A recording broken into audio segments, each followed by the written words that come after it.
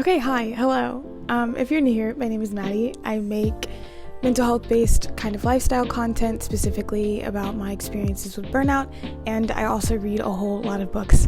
So I thought today I would share with you guys kind of like a review of my 2023 bookish endeavors. I know typically about this time of year, people put out their like best books of 2023 or like best books of the year or like top whatever. I was gonna do a video like that, but then I took a look at the list of books that I had read this year and I realized two things very quickly. One, I had only ranked 3 books 5 stars. And 2, my reading year was not defined by like the excellent books that I read.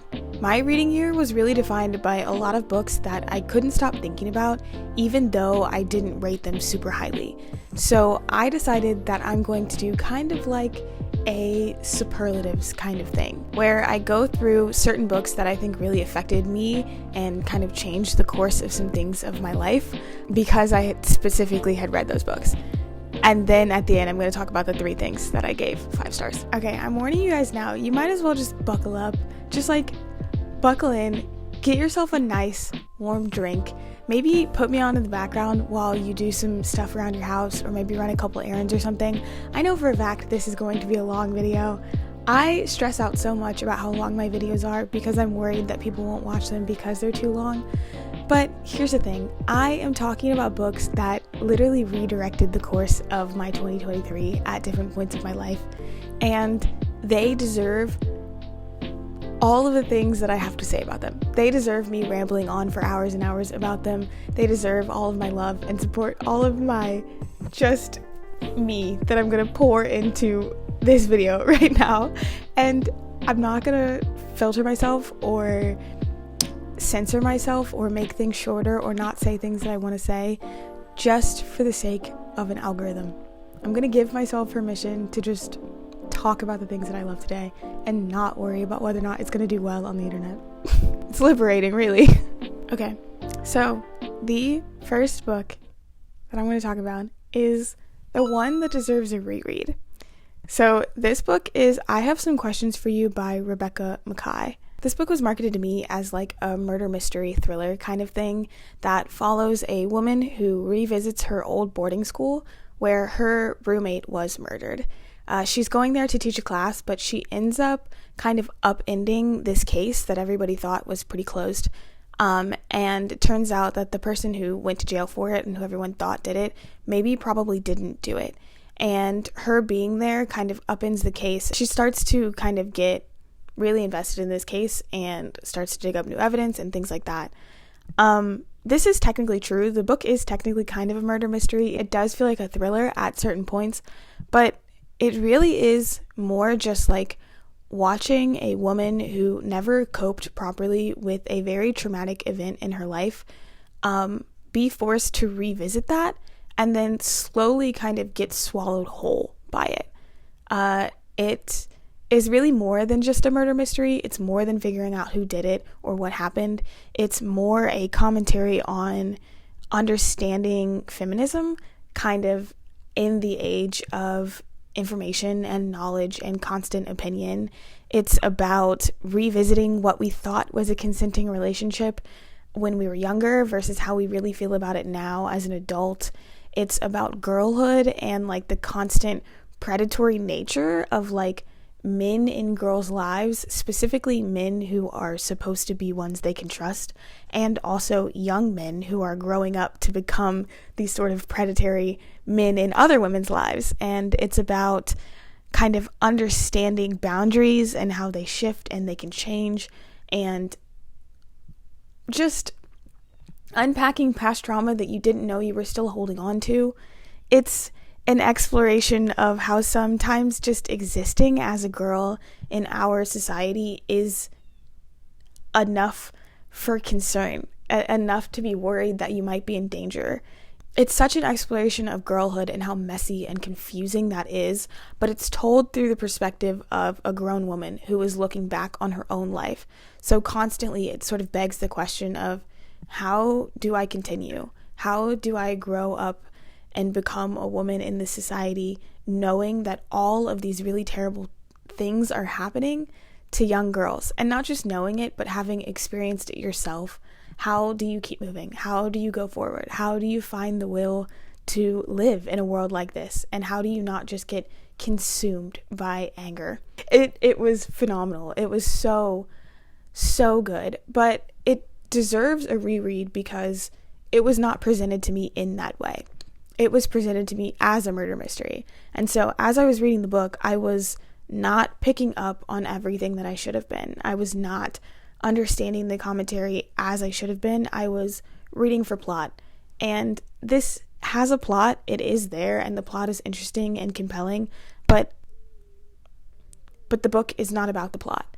The book is about so much more than the plot, and I wasn't ready for it. I wasn't there for that. I wasn't prepped for it. So that's not what I looked for, and I ended up missing so much of that. I really only realized all of the commentary that was happening until about 2/3 of the way through the book, and I know that I just missed so much commentary in the beginning that I really think I would have enjoyed and loved and explored so deeply and analyzed and just really sunk my teeth into. In the small amount of commentary that I did get, I never stopped thinking about. I read this back in August maybe, or September, so a solid 3 or 4 months ago, and I think about this book every single day. It's only fair that I go back and I revisit it. It's only fair that I give it the proper time and space that it needs to really fully develop in my own brain. And honestly, I cannot wait. It is on my current TBR. I'll probably crack into it in January or maybe February and just give myself a lot of time and energy to put towards understanding and appreciating this book as it should be. Massive tonal shift incoming, but the next one is the book that made me feel like a teenager again, and this is Fourth Wing by Rebecca Yarros. Guys, I know this book gets a lot of flack on the internet for being like one of those viral TikTok books and for going like mega insane viral so quick, but there's a reason that happened. There's a reason that it occurred. I'm fully convinced this book does not exist. It was not put out into the world because it's this massive, amazing, fantastic piece of literature. There are some problems with it. There are some things that are a little iffy. And there are admittedly some mistakes and some errors that were made with this book. But this book got so big because it is exactly what a YA fantasy novel was as when I was a teenager, but it has been revamped to include men who are less sexist. I will say less because there is like the overtone of the protective, grumpy main guy that's there. But men are less sexist. They understand that women are their own creatures who are allowed to exist in their own autonomy, and that's valid, and they're allowed to have opinions, and they're allowed to have things to say, and they can be supported, and they can be there for their women. And it includes fantastic, amazing smut. That was great, that I had a good time reading. I always feel so weird talking about smut on the internet. I know it's nothing to be ashamed of, but I was raised in a strict Christian household, and so my roots be coming back every time I say the word smut. Anyway, it's everything that teenage me wanted in a novel and enjoyed and loved in a novel, but as if it had grown with me, as if it was for 24-year-old me, and it just makes you feel like you did when you were a teenager, like when you sat down and devoured a book cover to cover and then immediately read it again. It was getting sucked into a world that just is so different from your own. It is pure escapism at its finest. It's not here to be this great, amazing piece of literature. This isn't trying to be the next modern classic. This is here for the girlies who spent their teenage years locked in their room with the book. This is not. That's what this is for. That's who this is for.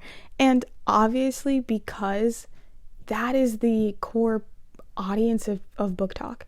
That is the core audience of the people who are making books online. Of course it's going to get mega viral. Of course it's going to go huge. It made me feel young again. It reminded me why I love reading in the way that reading as a experience can be fulfilling. Not just escaping into the world, but the actual act of reading itself, getting excited, feeling all of the emotions that your main character feels, all of that good, solid, readerly things that makes you become a reader. Okay, this next one is a really good one. This is the one that sparked a new hyperfixation in me. Okay, so this one is The Great Alone by Kristen Hanna. This story follows a family. First, the father, Ernst Albright, who is a Vietnam War veteran, and he comes back from the war and struggles really heavily with PTSD, anger issues, kind of like flying off the handle, that kind of thing. He feels like he's been slighted in his life, like he's angry at all these rich men around him who have all this money but do almost nothing to deserve it. And he feels like the government is kind of changing in a way that wants to keep poor people under its thumb. And so he has this real kind of anger surrounding that. Second is the mom, Cora Albright, who met Ernst before he went off to war when she was 17 years old, and I think he was 23 or 24.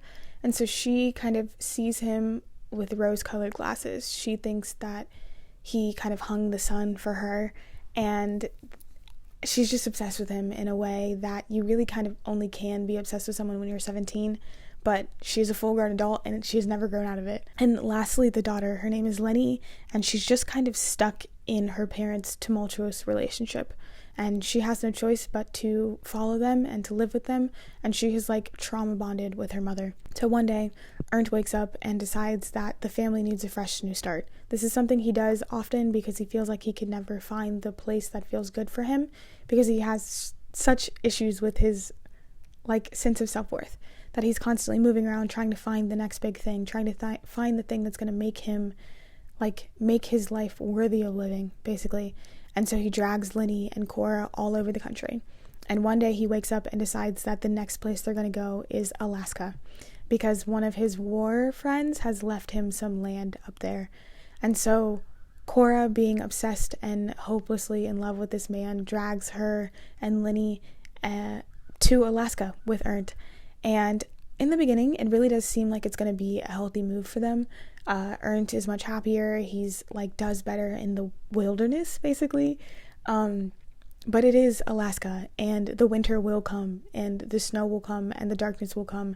And suddenly it's not just this kind of wild adventure, but suddenly it's a fight for their lives and a fight for their survival, including the fact that Ernst's mental health tanks when the sun is gone. Soon, Cora and Lenny find out that it's not just about surviving the wilderness outside of their home, but also this man that they live with, and kind of the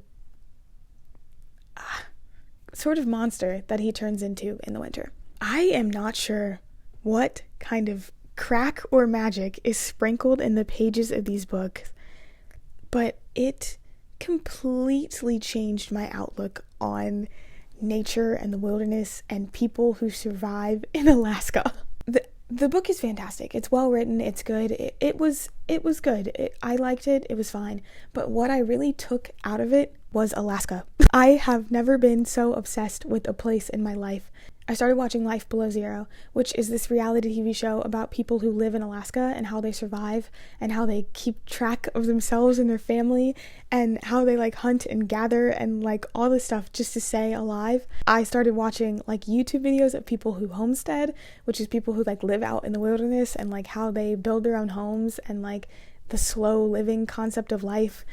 And I started watching The Great North, which is another show about a family in Alaska, though it's a cartoon and it's more like a sitcom kind of thing, but it takes place in Alaska, and there is elements of how do you survive out there kind of thing. Okay, my camera died, so I'm sorry if the angle changed or anything like that. Basically, I just started reading anything I could get my hands on about Alaska, reading and consuming anything I could get my hands on about Alaska. I just am so fascinated by people who are living out there, their psyche, and why would you choose to live somewhere so harsh, somewhere where you know that you're going to have to fight kind of for your survival, somewhere that is dangerous, Why would you want to live somewhere that's like so makes living so hard? And in watching it and in seeing these different people, it becomes abundantly obvious like how clear their like will to live is, because you have to fight every day for your life, because you have to do all of these things to kind of survive. You just see how badly they want to live, like genuinely actually live.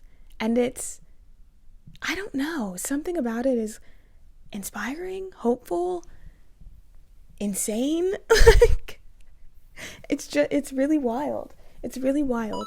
It's really unique and special, and it's something that I have never really seen in other people, in other forms of media, I guess, in other places. I don't know. I'm obsessed.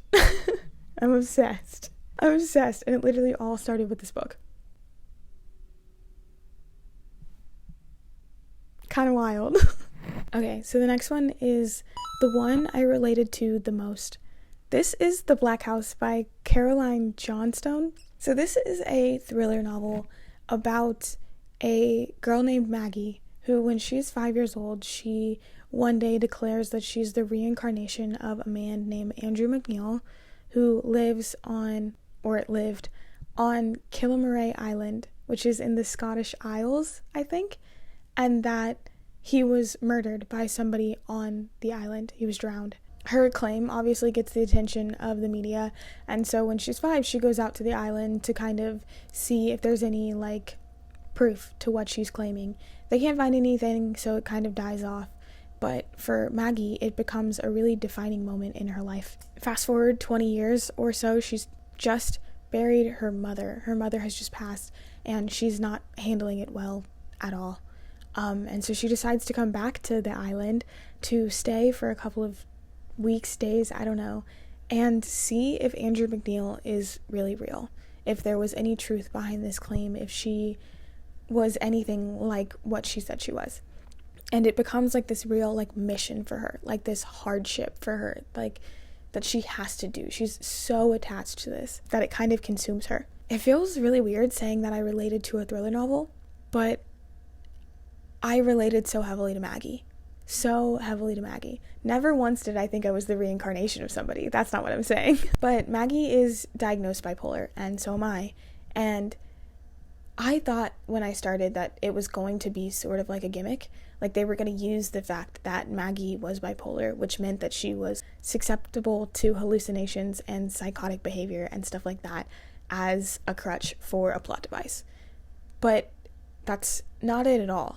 It is actually really good representation of what living with bipolar disorder really feels like in a world that is so attached to the concept of reality. I don't mean to call reality a concept. Obviously, reality is reality, but it's not as like strict and rigid as like people really want to believe. Everybody has their own sort of version of reality. We all have what we saw and what we witnessed and what was there and what wasn't. And we are always going to see life through this lens of what we've experienced before. Nobody has the same perspective of any event that happens the exact same way, no matter how much we want to believe that or how much we want to try. And who are we to tell people that what they saw and what they felt and what they believed is not true? How, you know? And this book really explores like what it's like to live as somebody who is constantly told you may not be able to trust yourself. You may not be able to trust what you saw and what you think is real. What you're seeing and what you're feeling and what you're experiencing may not be the truth. And it's really hard.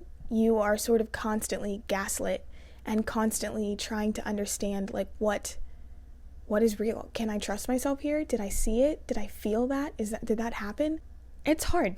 It's really hard. And this book takes that concept and those kind of thoughts and puts it in a person, a real person who's living through it, and explores the emotions behind that, the feelings behind that, the like thoughts, and it really gets into her psyche and what she is thinking about. It's so interesting.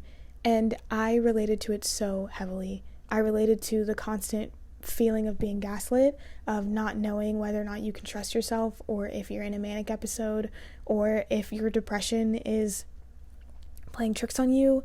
It's the feeling of wanting so desperately to be right and to be true and to be truthful, of wanting that in the face of knowing that it's different for everybody, but your version of that, because you have this mental illness, is not going to be taken seriously, is not going to be validated or uplifted or supported. I only rated this book 4.5 stars instead of 5 stars because of other like technical things about the book, but as far as feeling and understanding and like the themes and emotions portrayed in this book, it is truly 5 stars. It was fantastic, and I don't see people talking about it, and I don't know how this book ended up in my life, but I'm so endlessly grateful that it did.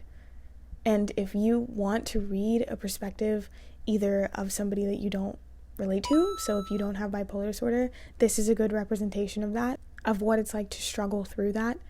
But also, if you do have bipolar disorder, you might relate, you might feel seen through this book, and it felt good. Felt really good to be seen. I won't lie. Okay, again, another massive tonal shift, but this is the one that expanded my mindset. So technically this is 2 books. It's The True Love Experiment and The Soulmate Equation, both by Christina Lauren. And I paired these 2 books together because they're like interconnected standalones, but they don't really feel like standalones. They really do feel like they need to be read together. Like one is not quite the full story without the other.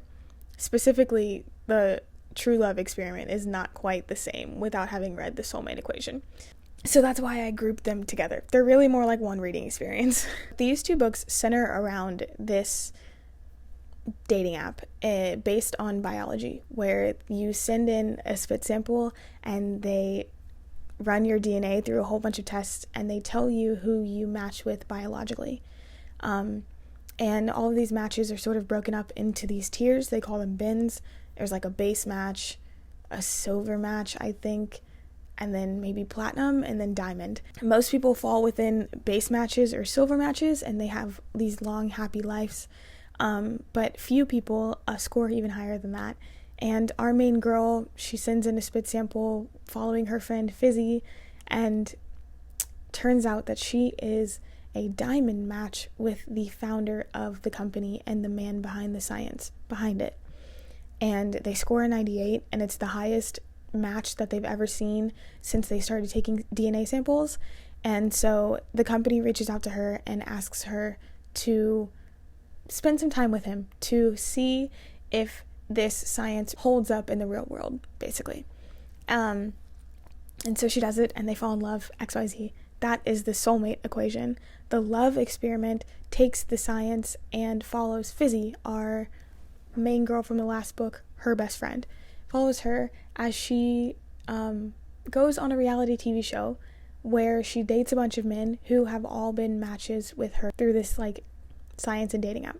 Hijinks ensues. She falls in love, XYZ. I put this book under the one that expanded my mindset because this book includes so much commentary around what women enjoy and what women put value into, and how that is not valued inherently because women love it and because women enjoy it. And I knew this concept existed within like romance novels and reality TV shows, specifically dating shows, because we do live in a patriarchal society, so obviously the things that women love, men are going to think are stupid. That's just the way our society is set up. Sexism is very real, guys.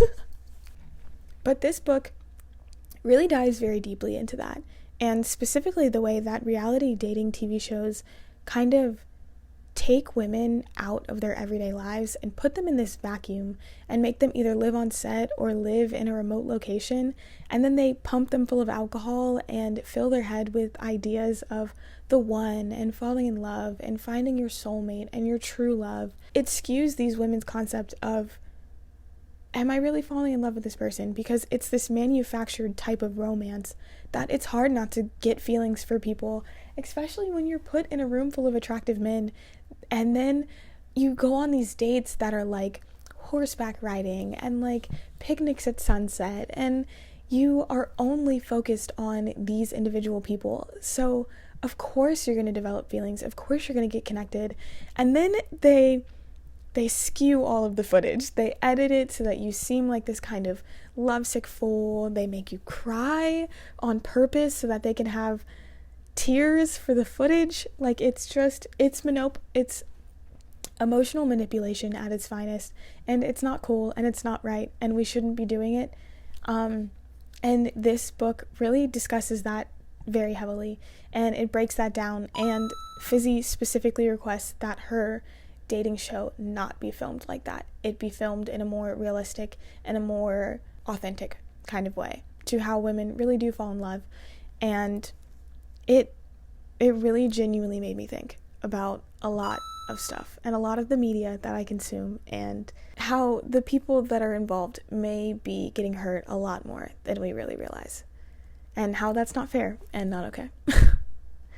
So this one was good. These two were amazing. I would recommend the audiobooks. They were really good.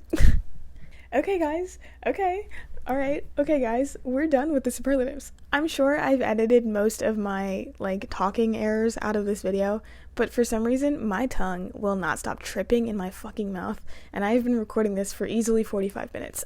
This feels like a feat to me. Does it feel like a feat to you that we got here? I didn't think we'd get here. So these are my 3 top reads of the year. Oh my god, there's 4 in here. I thought there was only 3, but there's 4 in here. These are my 4 top reads of the year. How exciting. Okay, so the first one is All the Light We Cannot See by Anthony Doerr.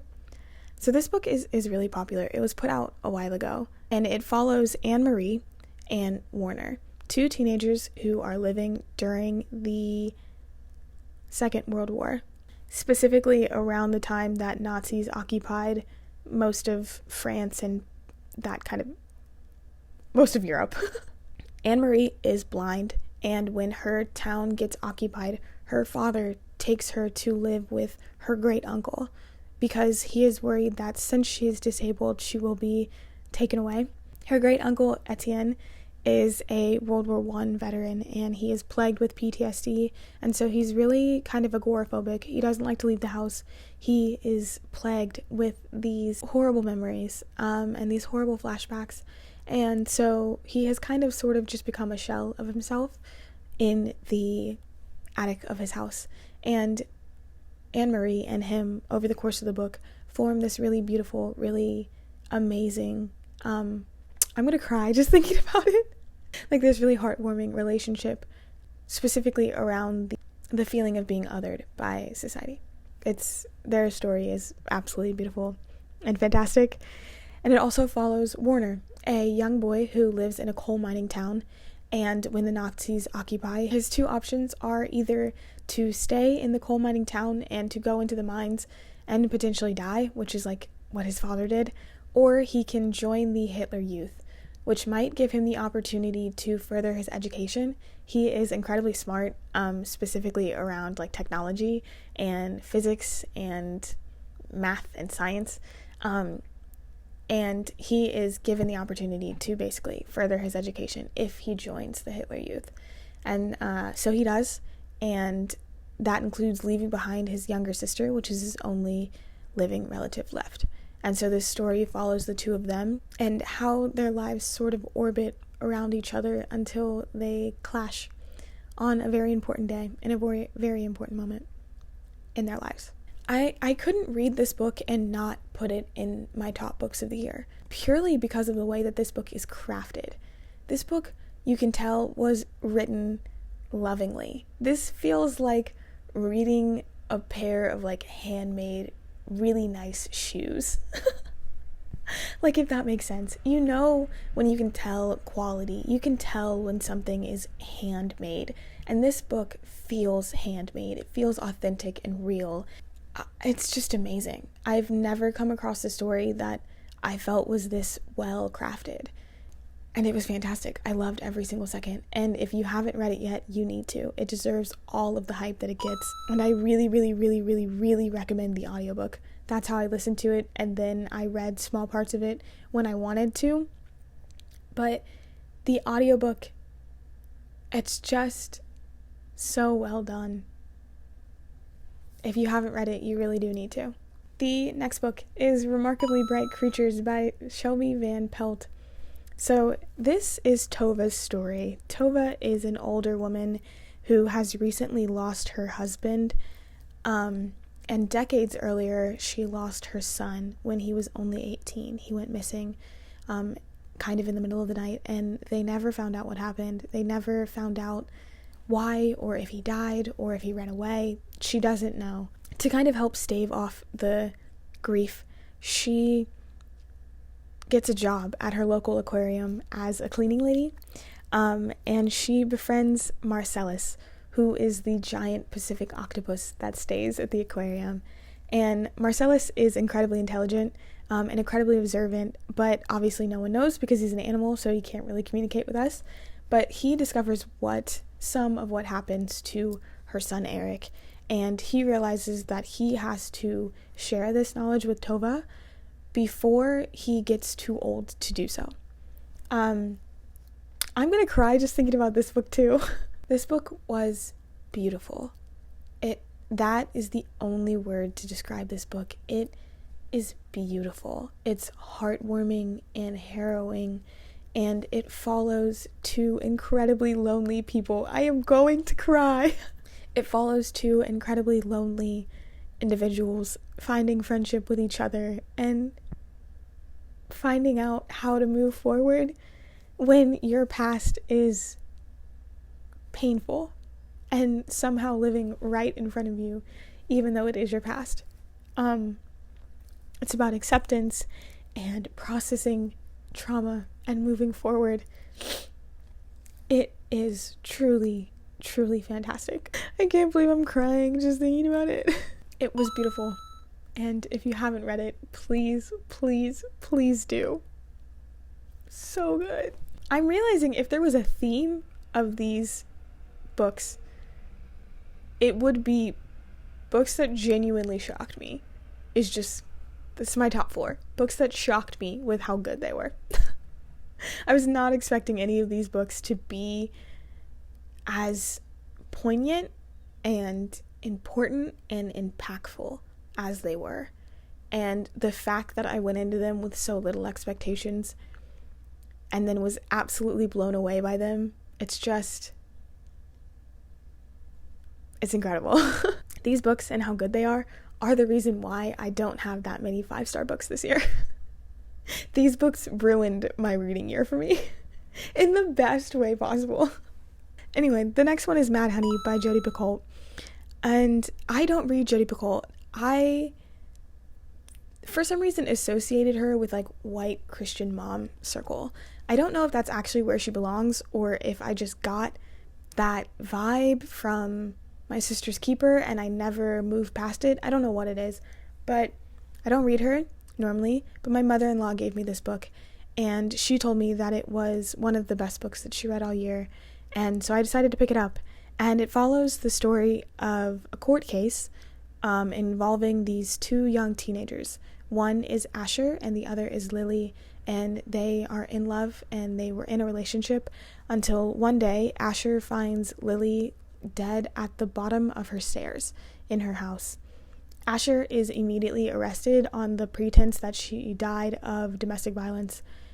And we follow the court case, but the story is told through the perspective of Lily and Asher's mom, who has her own experiences and history with domestic violence with Asher's dad. And so it becomes this sort of story about feminism and motherhood and believing your own children, and also nature versus nurture. Can you inherently pass on sort of more violent traits to your children? Is it possible to do so? Does Asher remember some of what happened to him when they were younger, or some of what happened to her when he was younger? Like, is that there? Is it creeping and lurking in the background? And can you nurture that out of somebody? And it was amazing. The twist in the middle of this book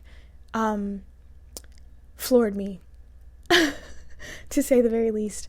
The book would not be what it is, and it wouldn't have been as good as it was without that twist, without that bit of information that it completely uproots the novel and takes it in an entirely different direction. And it is a more sensitive topic that is handled so well. This book, the story is just written with such empathy and intelligence that it's compelling and fantastic in a way that I haven't really read before, I think. This book changed my life. It changed my life. I have reread it twice since then. It was so good. Okay, this is the very last one, guys. This is my top book of the year. This is the one that when people ask me what my favorite thing that I read this year was, it's this book. It absolutely shocks me that this was my top book of the year. I was not expecting this book to hit me as hard as it did, or to have as much to say as it did. And that book is Happy Place by Emily Henry. This book follows a woman named Harriet and her fiance named Wynne, and the friend group that they are a part of. So this friend group has been friends since college, and they're now in their 30s, and they have been vacationing in the same place every single summer since they met in college. So Harriet and Wynne, their relationship has a lot of stake on it, because if something were to happen, it could potentially hurt their friend group, which is really their family, and they don't want to cause that to be the problem. And they have in fact just broken off their engagement, and they haven't told any of their friends yet. When everybody arrives at the cabin, they find out that they are not going to be able to vacation at the same place that they have been vacationing at forever. That in and of itself was devastating enough to where Harriet and Wynne don't feel like they can tell their friends that they broke up. They feel like they have to keep that a secret because they don't want to add any more tragedy or pain to the trip. And so they kind of have to fake date a little bit, but in front of all of the people who know them better than anybody ever knows them. And who knows, maybe they fall in love all over again in their favorite place in the whole world. Maybe. This book found me exactly when I needed it. I can't describe the way that this book feels so personal to me, and the way that I feel like some of what Wynne went through feels so much like things that I am feeling. I related so heavily to Wynne. People say the reason why Wynne and Harriet broke up wasn't enough of a reason for them to do so, and I completely disagree. I fully understand how, I can't say anything otherwise it's a spoiler, but I fully understand how that could be the reason, and how it really can affect your relationship, and it really can affect who you are to the other person and who that person is to you, in a way that might make you feel like you are living with and loving a completely different person than the person that you fell in love with, and how that might be enough to cause you to break up. But what I loved most about this story was the way that the story wasn't really about their relationship. This really was about growing older, and how do you hold on to the people that you love and the friends that you've made in a time when you didn't have that many responsibilities. Now that you are an adult, now that you do have responsibilities, now that life has hit you kind of hard, how do you stay just as close and just as caring and just as loving with those people when not only do you have a life and it hit you hard, but they also have their own lives?